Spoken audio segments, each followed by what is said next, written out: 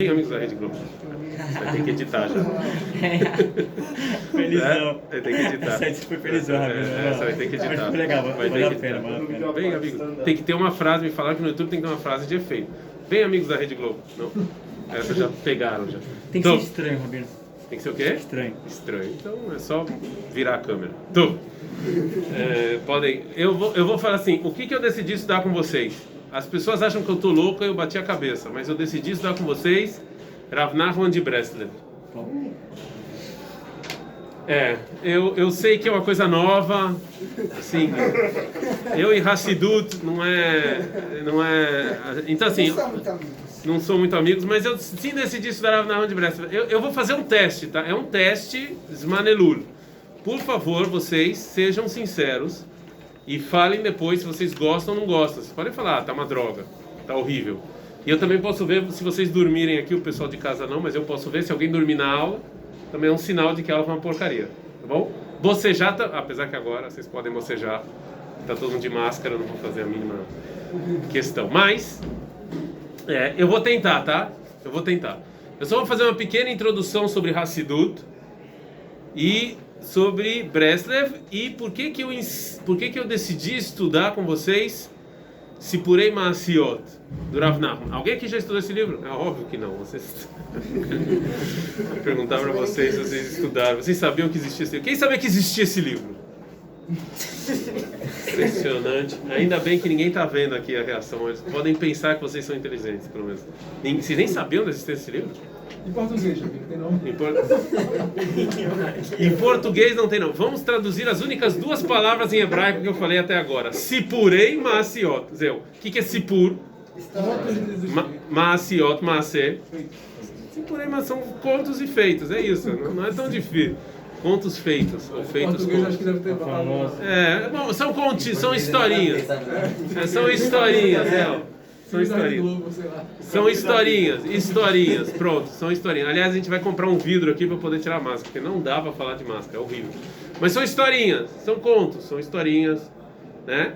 Então, antes disso a gente vai falar um pouquinho sobre, eu vou fazer hoje a introdução, tá? Eu vou falar um pouco sobre a Hassidut, um pouco sobre Breslev e um pouco sobre o livro que a gente vai estudar, tá bom? E aí depois a gente vai ver no final dos Manelur. Tá acompanhando? Foi mal. O cara até respondeu em português, coloca a voz. Então assim, depois a gente vai no final dos Manelur, daqui a 1 ou 2 semanas, a gente vai fazer um resuminho. Vocês falam se vocês estão gostando ou não estão gostando. O Roy Michel pediu para mim estudar Hassidut, então eu vou cumprir com ele pediu. A gente sabe que ele é partidário aí dessas coisas. Então assim, no século XVIII, o mundo judaico estava em depressão profunda. Por vários motivos. Primeiro motivo porque escutaram que o Mashiach chegou em Eretz Israel. É melhor tirar mesmo. Você vai ficar olhando com o olho só. Escutaram que o Mashiach chegou. O Mashiach chegou. Quem era o Mashiach?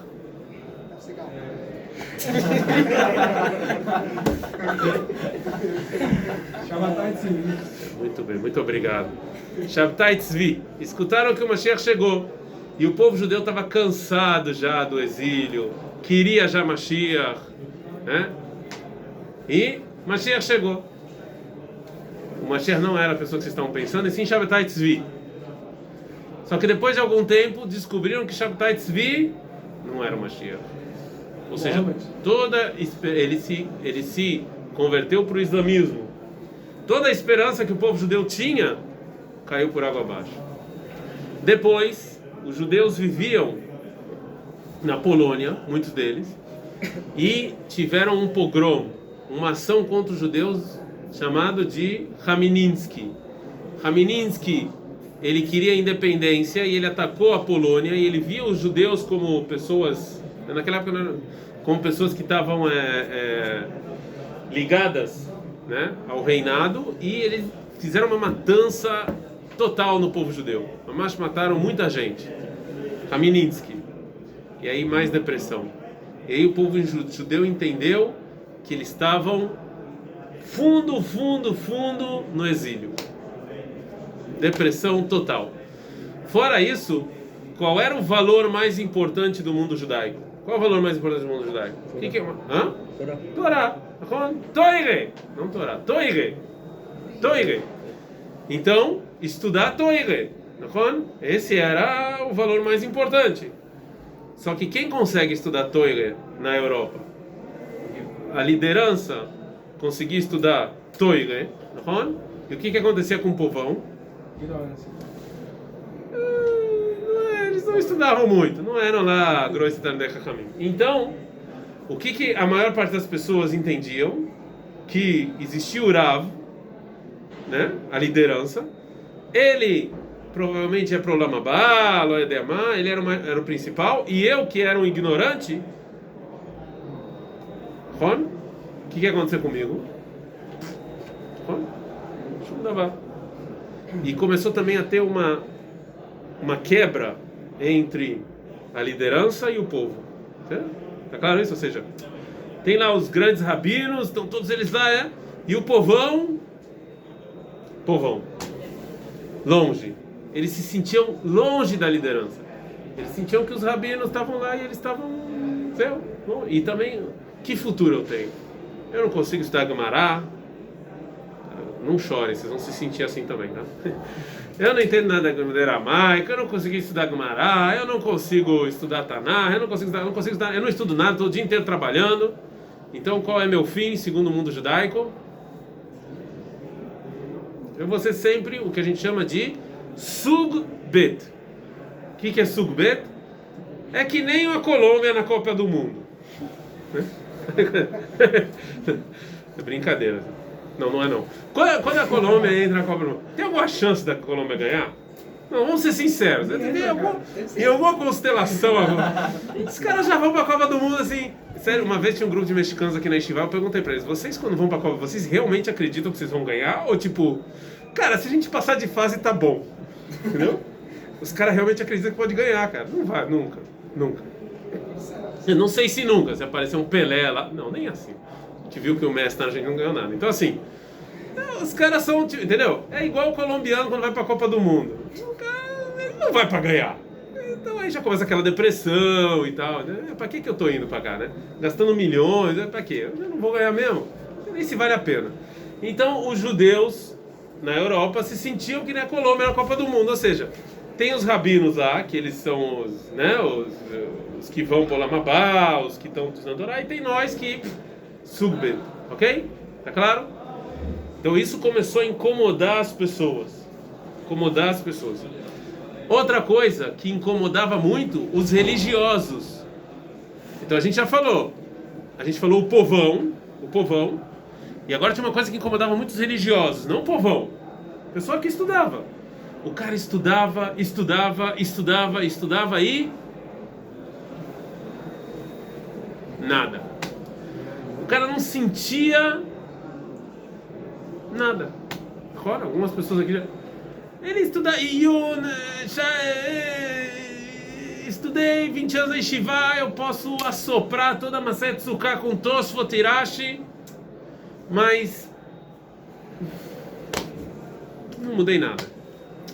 Eu não sinto, entendeu? As pessoas não sentiam Deus, não sentiam proximidade, não sentiam, entendeu? Estudei. Certo? Eu tô falando, eu acho que muitos aqui sentem isso também. Tá o dia inteiro estudando na Yeshiva. No final do dia, você chega no quarto, não chore, por favor, né? Você atira pela janela. No final do dia, você chega no quarto e fala: cara, fiquei 12 horas estudando Torá. Vou tirar a máscara. A polícia está gravado, você é preso. Acho que naquela época eles estudavam, eles focavam muito mais em estudar de Mará, Elahá, não sei o que, não focavam tanto em estudo de... Fala o Gaon, talvez porque naquela época era assim, porque hoje em dia todo mundo que estuda no final do dia chega no quarto e fala: não, senti que estou próximo a Deus. Mas a pessoa ela também foca em estudo, por exemplo, de Muná ou filosofia ou qualquer coisa que aí a pessoa vai entender porque ela supostamente tem esse de estudar o que ela está estudando. Então, a sua resposta é boa, mas você, de novo, você está falando como um judeu no século XXI, depois de muitas transformações. A gente está no século XVIII. No século XVIII as pessoas estavam... Imagina vocês no final do Seder Boker, sem esse shiur das 9h15. Final do Seder Bom. Vocês vão descer para almoçar. Vocês já viram, é que vocês não tiveram a oportunidade de ver como é que é yeshiva no almoço, no self-service. Agora vocês estão sentados e a comida está lá, né? É luxo. Se vocês vissem como é a yeshiva, como é a yeshiva no esquema self-service, né? Que cada um desce. Mundo animal. Episódio de hoje, alimentação.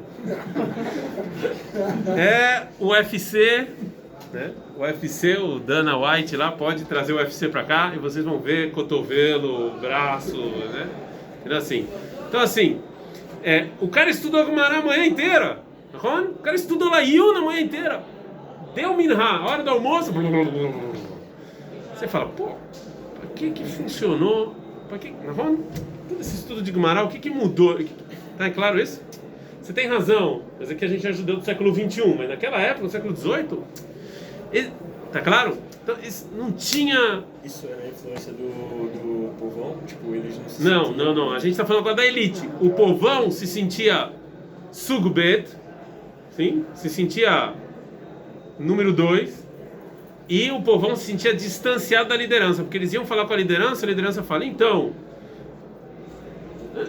E o cara não entendia nada. É que nem meu rabino, o nome dele era Rav Lichtenstein. Demorou 5 anos para eu entender que ele estava falando hebraico.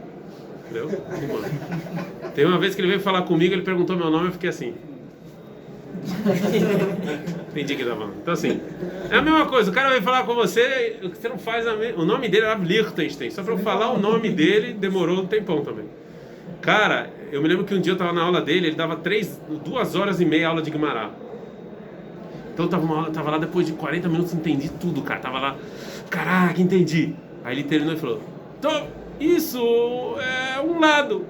Por outro lado... Eu falei, não vou dormir, calma. 40 minutos para entender um lado e o outro lado, agora não vou. Esquece o outro lado, para mim só existe um lado. Então assim, imagine um cara desse vir falar com você. Você é o povão, o cara vem e começa a falar um monte de coisa, você não entende nada do que ele está falando. Agora, fora isso, a elite também se sentia mal. Por que a elite se sentia mal? A elite se sentia mal porque as pessoas, eles sentiam que não tinha... Tá, estudei Gemara, tá bom, Tosfot, Netziv, eles não se sentiam próximos de Deus, não sentiam que mudaram nada. Vocês vão sentir muito isso aqui na Yeshiva, tá bom? Vocês vão sentir isso. Aí você começa a perguntar, por que eu estou estudando Gemara? Por que tá, né? Porque eu não estou sentindo nenhuma mudança, nenhuma proximidade de Deus, é tudo a mesma coisa, é tudo igual, entendeu? Não tem nada. Sim. Porque então, já desde muito tempo atrás, até aquela época, o padrão de Yeshiva era estudar Gemara? O padrão de Yeshiva era estudar Gemara. Primeiro, a gente precisa ver quem é que inventou esse conceito chamado Yeshiva. Né? E para quem era Yeshiva? Ou seja, existe uma pergunta muito boa, que eu não vou responder ela agora, mas era uma pergunta muito boa. Para quem, quando escreveu a Gemara, para quem foi escrito? Quem deveria ler a Gemara? Hoje em dia existe uma popularização da Gemara. Existe uma ideia que... Eu tô vendo? Entendendo? Existe uma ideia que todo mundo tem que estudar a Gemara. Tem o da Filmi, tá bom? Meu filho de 13 anos está estudando Gemara. Sabe o que Gemara ele vai estudar? Esses man? Baba Metzia. Meu filho de 13 anos vai estudar Baba Metzia. Né? Vocês entenderam, não sei se vocês entenderam, mas o que é Baba Metzia, mas o menino tem 13 anos. E eu fico olhando para ele e falo, tadinho. Eu com 13 anos estava olhando de vizinho da Mônica, na melhor das hipóteses. O cara está estudando Gemara, Baba Metzia. Mas eu não posso falar isso para ele. Não, vai lá, filhão. Eu comecei a estudar Gemara só com 18 anos. E odiava. Então assim, quando escreveram a Gemara, eles escreveram a Gemara para todo mundo? Essa é uma boa pergunta, eu não sei. E também quem inventou que Yeshiva é isso que a gente estuda hoje em dia? É dessa maneira. Quem foi a pessoa que inventou? Então, e para quem eram as Yeshivot? As Yeshivot não é que nem hoje em dia. Hoje em dia tem um latino lá perdido, lá na... Não vou falar Colômbia, que é sacanagem. Lá no Uruguai, tem um latino lá perdido no Uruguai e fala, cara, olha, tenho uma ideia excelente para você. Tu vai passar um ano na Cidade Velha, baratíssimo lugar, ganhar quarto de graça, comida, beleza. O cara vai vir, né? Chega aqui e Yeshiva, se ferrou. Então assim, Hoje em dia a Yeshiva aceita qualquer um, não é? Inclusive tem um grupo, um ano aqui na Yeshiva Takota, que fizeram uma camisa com a minha cara escrito assim: aceitamos qualquer um. Então, não é bem assim. Se vocês acham que tem muito maluco no grupo de latinos, vocês precisam ver historicamente, né? A gente teve algumas pessoas bem doidinhas. Então assim, não que vocês não sejam doidos, mas estou falando mais do que vocês. E nas yeshivot não era assim não. Quem é que entrava na yeshiva? O cara tinha que assoprar não sei quantas gumarotas de memória. Era só a elite. Então no começo da yeshiva não é como é hoje em dia, ok?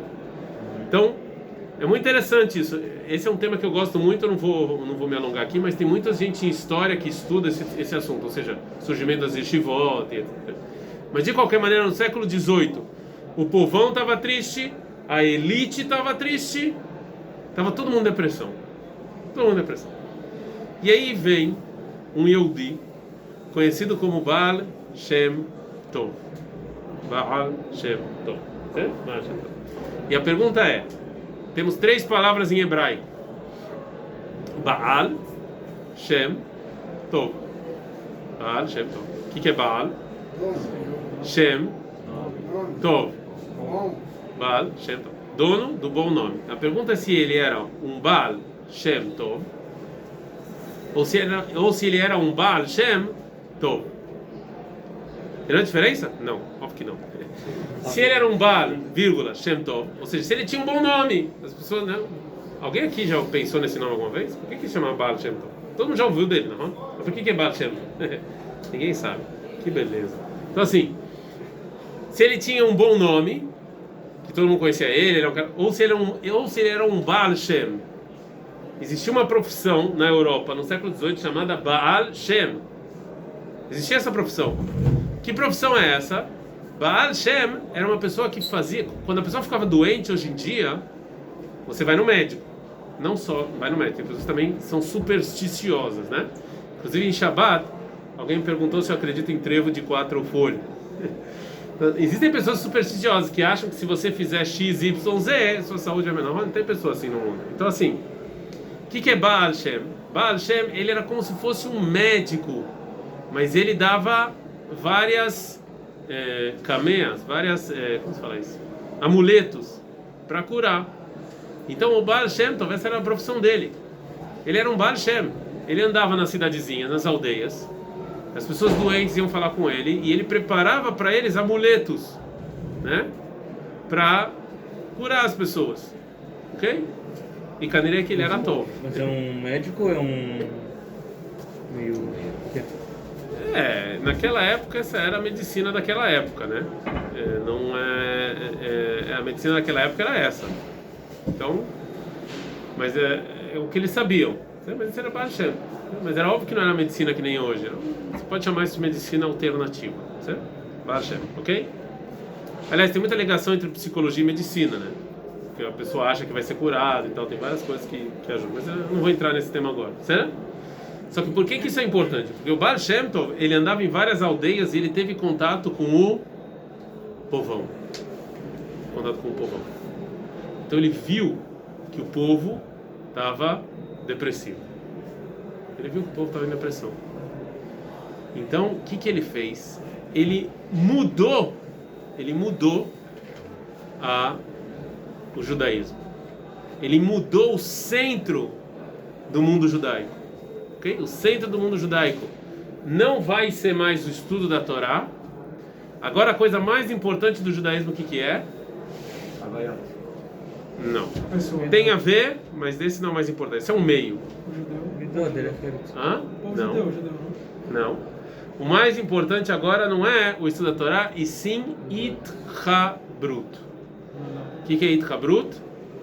Estar junto. Você está junto com Deus. Quanto você se sente junto com Ele? Existe um filme quase pouco judaico chamado Violinista no Telhado. Alguém conhece? Não é muito judaico. Então assim, no Violinista no Telhado, você conhece o Violinista? Pelo amor de Deus. Quem é que nunca viu Violinista no Telhado? Então hoje, enquanto o pessoal está assistindo PSG e Bayern, você vai lá assistir o Violinista no Telhado. Eu acho que eles vão terminar o jogo antes de você terminar o filme. Então assim, possivelmente. Até hoje então você assiste. Violência no telhado conta a história do Tuvia o leiteiro, não? Tuvia o leiteiro, que ele... O que o Tuvia o leiteiro faz no início do filme? Com quem ele está falando? Ele fala com duas pessoas. Ele quebra a terceira parede, ou a quarta parede, eu não sei, quarta, desculpa, quarta parede. Ele fala com o telespectador, não? Mas ele também está falando com quem? Com Deus, não? O início do filme, a vaca dele quebra a perna e ele fala: pô, Deus, você não tinha nada para fazer, você ficou aí falando, pô, o que eu... Não, ele fica falando com Deus toda hora. E aí ele fala: ih, ele está falando com quem? Falando com Deus. E ele, o Tuvia, no filme, ele não sabe nada de Torá, não é? Ele é um tonto, ele até inclusive cita versículos errados lá. E como diz o Good Book, e fala um monte de besteira que não está escrito. Mas ele não sabe nada. Mas fala o Baal Shem Tov, esse cara, ele não é Sugubet. Esse cara é Sugalef. Mesmo que ele é um tonto, ele não sabe nada de Torá, mas ele está toda hora falando com Deus.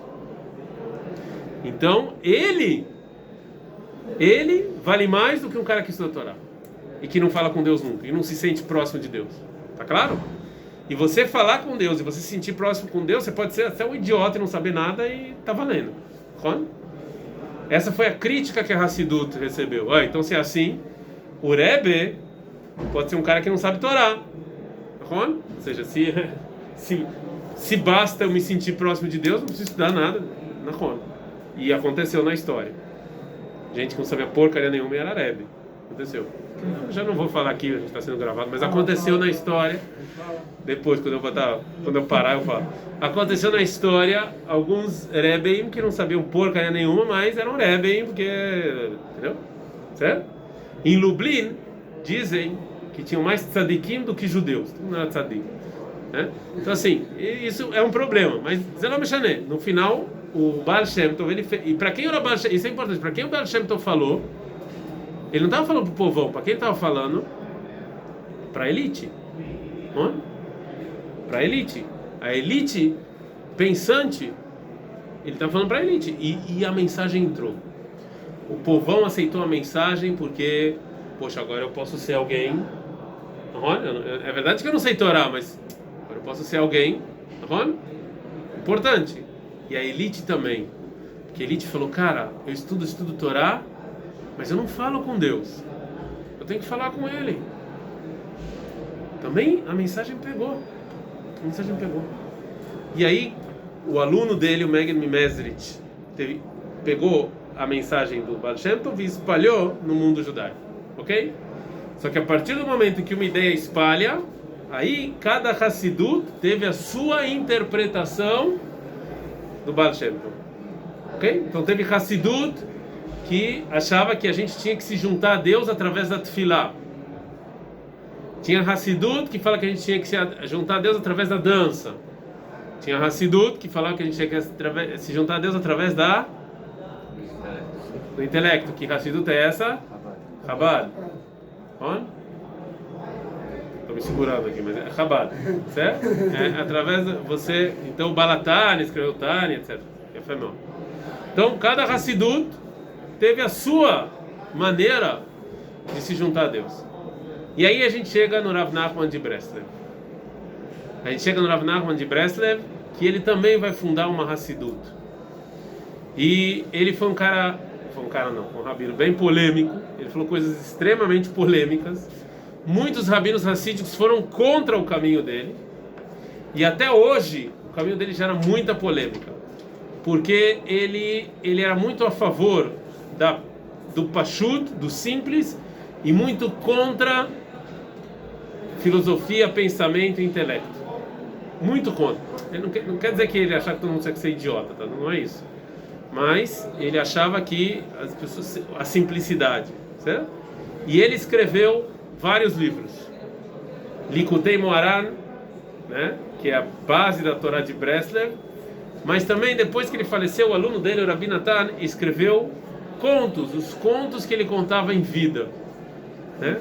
E nisso saiu um livro chamado Sipurei Maasiot, que eram os contos que Rav Nachman de Breslev contava em vida, e que Bezrat Hashem, não amanhã, daqui a 2 dias, a gente vai começar a ler a introdução e começar a ler o conto, e duas perguntas que a gente vai ter que fazer. A primeira é, por que usar contos, né? Qual a importância de você usar contos? Em cada conto e conto a gente vai ter que tentar entender juntos qual é a mensagem que ele quer transmitir para a gente, qual que é o inyan. Entendeu? Sim ou não? Femon. Adkan.